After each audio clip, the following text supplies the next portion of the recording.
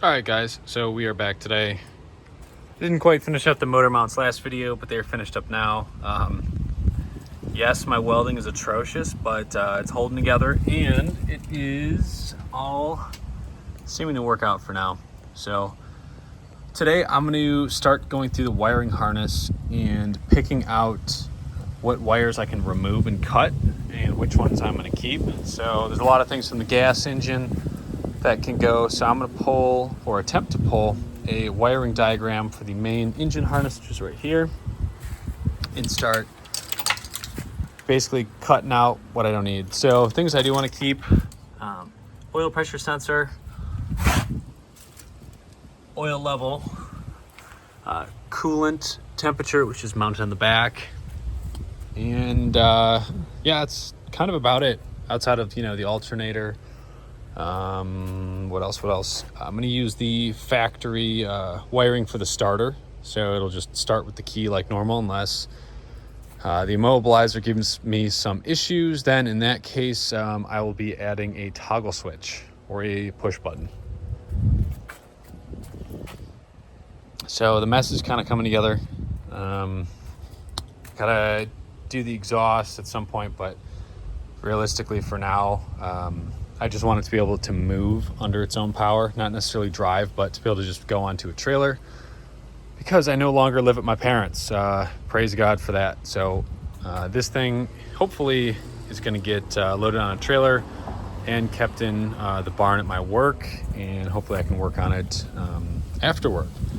So we will see about that situation. But in the meantime, I got to get this thing to start. So also want to plumb the fuel if possible as well. So I know there's some gas still in this tank, so I might have to run a bypass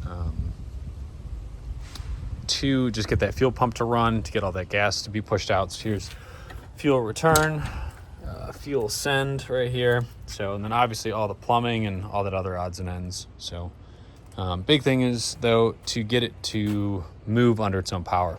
So power steering is going to get bolted on.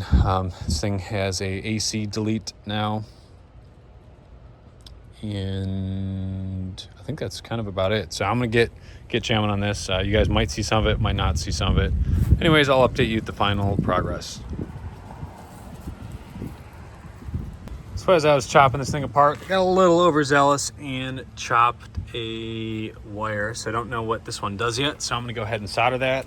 And then I accidentally chopped one more back over here. So I'm going to solder those up really quick and then continue to remove the unnecessary components. So all the spark plug dealio, that's all out of there. That goes to the coil packs.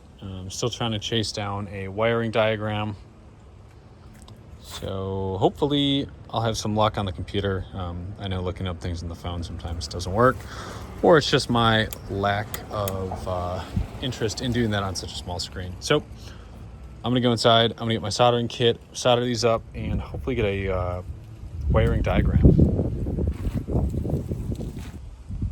So next step is plumbing. So to get all that squared away, I'm gonna have to order a bunch of hose. So I'm going to measure basically the outer diameters of basically everything important or anything that's not connected. So coolant flanges, fuel lines, feeder core, all that, and go online and then order everything to make that fit. So hopefully I can get just bulk and won't be too expensive. This thing just has a ton of lines, which it's going to be interesting to throw all that together and see which way I am going to route all the cooling. The wiring, I've kind of taken a brief pause on that. The reason being, I do want to wire up a bunch of different relays. So I'd like to do a timer for the glow plugs as well. So whenever you go from ignition off to ignition on, they would automatically cycle for 5 to 10 seconds for the first time you do that. And then also have that enable a lift pump and also turn on the solenoid that allows the fuel to flow into the back of the injector pump. Might poke around a little bit with this today. It's kind of cold here in Michigan, so I'm just gonna get some quick measurements and off to the drawing board to order some tubing. So I'm really hoping to kind of have this buttoned up, or at least running, and part of it put back on before the snow hits. So it's middle of November. Yep, definitely kind of pushing it close. I just can't wait till this thing runs and yeah, I can be rolling coal, you know what I'm saying? Burning some oils. Oops, said too much. But she's coming along slowly.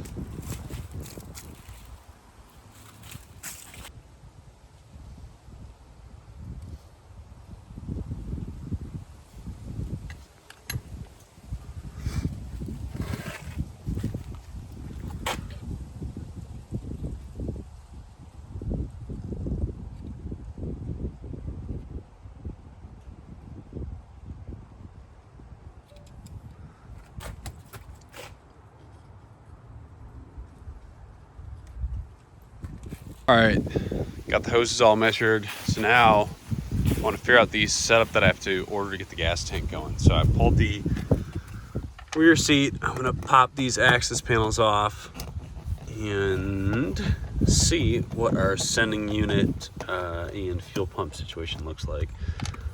So I'm probably also gonna look up online to see what the factory in-tank fuel pump pressure runs at. So it's probably way too much to supply this rotary injector pump. So that's where I might have to just wonder if I should just bypass it and do something, or if I should, if I can just like disconnect it. So, all right, let's see what we got in here. Okay, so there's our rusty sending unit. So what's on the other side? Is there two of them? That would actually be kind of wild. So let me go try to pull that side apart. I'll be right back. All right, so the driver's side appears to just be, I think, the level sensor, if I'm not mistaken, based on the gauge of those wires. So I'm gonna leave this side and I'm gonna open up that one over there and see what this thing looks like. So I also really want to identify the fuel send and return. So I believe, if I'm correct, this would be the send, that would be the return, but we will figure out shortly.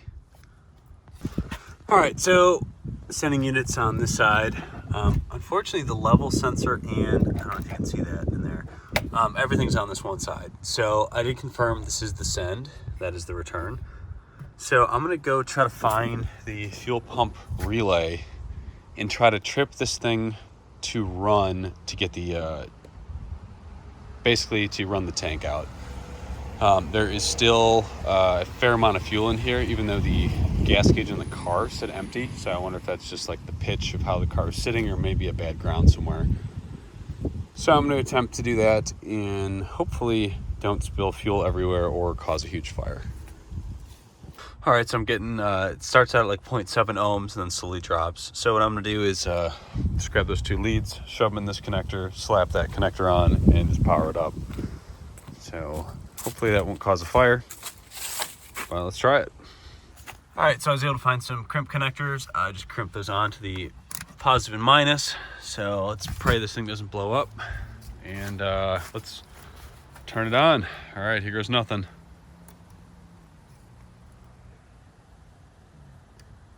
Okay, I don't hear anything.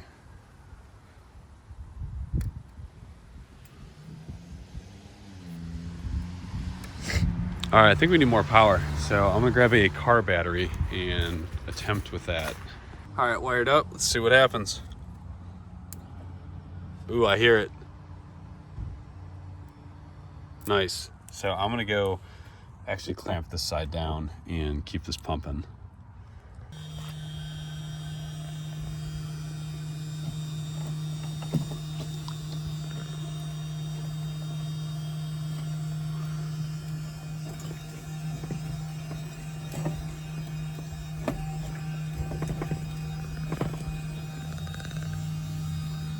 Is it moving fluids?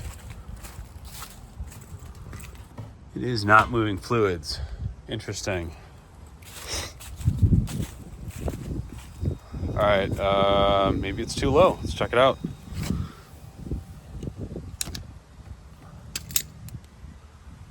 All right, so after mangling the fuel pump assembly, yeah, so she's in there spitting out fuel. So hopefully this thing doesn't catch fire.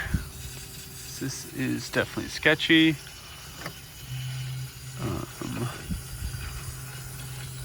All right, let's see.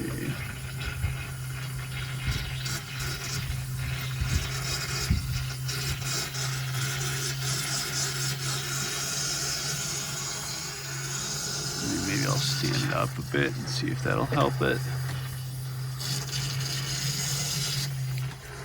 Again, I would not recommend trying this at home at all.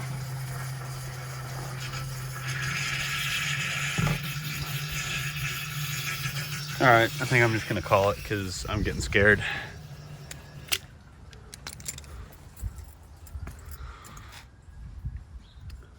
All right, well, that did something. I'm gonna have to figure out how to evacuate the rest of the fuel, or I'll just start throwing diesel in there and that'll just let it mix it up. So I gotta rig a lift pump up in this thing and do a few other things, but this is a start, and I think I'm gonna call it a wrap for today. All right, catch you guys later.